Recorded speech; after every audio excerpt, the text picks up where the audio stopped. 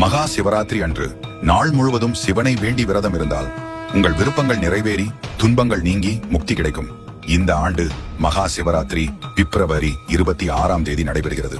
குறிப்பாக இரவு 12:09 முதல் 12:59 வரை சிவனிடம் நீங்கள் என்ன வேண்டினாலும் அது நடைபெறும். பூஜைகள் மாலை 6 மணியில் துவங்கி மறுநாள் காலை 6:30 மணி வரை நடைபெறும்.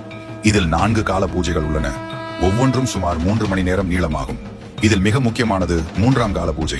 இது நள்ளிரவு 12 மணியில் துவங்கி அதிகாலை 3 மணி வரை நடைபெறும். இதன் முதல் 50 நிமிடங்கள் நிஷித கால பூஜை என அழைக்கப்படுவது சிவபெருமானை வழிபடுவதற்கு மிக ஏற்ற நேரம். இந்த நேரத்தில் பார்வதி தேவி மற்றும் சிவபெருமானை வழிபட்டால் அவர்களின் அருளை பெறுவதாக நம்பப்படுகிறது.